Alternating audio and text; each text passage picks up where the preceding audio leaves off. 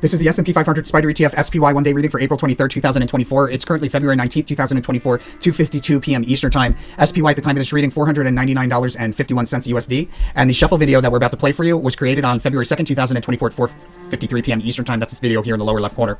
The overall theme and behavior for SPY on the 23rd is a U-shaped dip that forms near the intersection of two perpendicular diagonal trend lines. Behavior around the highest high, we have a nullified sun card. It's interesting because it's a cross-reading congruency, putting us on track.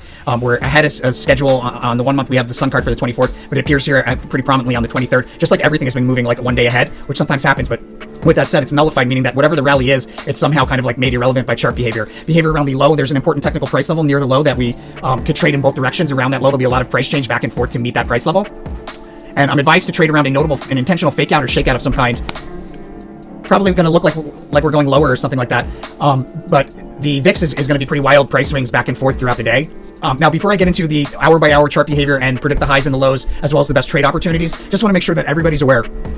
The whole purpose of the channel is to transmute some of the competitive energy of the stock market into goodwill. We do that by following the rule of karma for the channel. You go to the resources tab of our website, Tarot for Traders, and 5% of the profits from every profitable trade utilizing this information should be donated forward to one of these charities, or pick a charity of your choosing as long as you're paying 5% forward, and then 5% should be sent back to the channel through one of these links. If you're international, you can use Wise or you can use YouTube Tips. And that leaves you at 90%. Make sure to spend that 90% out of love. As long as you follow those rules, you follow the rule of karma for the channel, the universe considers you an angel investor. It's going to send it back to you tenfold for following through. Blessings to all my angel investors. Let's get back into it. Okay, guys, so we open lower, and then there's this crest. These are very similar energies, the abundance card and the luxury card. So probably what happened is somewhere in the post-market or in the pre-market here, we have this crest that we sell off from probably in the post-market of the previous day.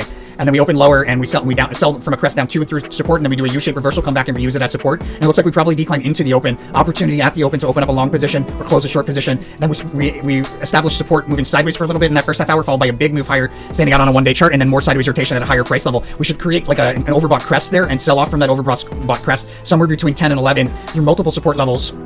You could add to a long position there as well. Okay, so you could add to that long position there, or you could close. You could close a short position, but at the overbought crest around 10 to 11, you could also open up a short position. You could close a short position probably. I wouldn't do the short position there. I wouldn't do the short position there, but you could open up a long and close a long in the midst of a big move higher between 11 and 1, probably closer to 11 and 12, but between 11 and 1, big move higher, pushing the upper end of a range higher. And then there's a trade opportunity midday at a peak, followed by a notable decline that'll stand out on a one-day chart between 1 and 2, followed by out of that decline, a fast sudden move higher, ending the decline, taking us to a peak around 2 o'clock. We sell from that peak, and then actually we sell from, there's a peak at 2 o'clock, I should say, and we sell off from that pretty notably into a low between 2 and 3. Somewhere around 3 o'clock, there's a fast sudden move higher that ends that decline and takes us to a higher high, but then that's followed by bearish price swings and a decline that increases with momentum moving forward into the close.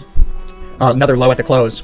So my sense is that we have a high. This is a really tough one to identify where the high is, but there's a peak somewhere around the 11 to 12 o'clock hour, which is a good exit point. There may be a higher price level in the last 2 hours, but I wouldn't count on it because it's a little risky there. Sneak preview for the following day, we have a failed attempt to break through key resistance, followed by a decline through key support, and that's resistance that technicals will lead us to believe we're going to break through. Instead, there's a big disappointment. And in the post-market here, we have a decline through multiple support levels.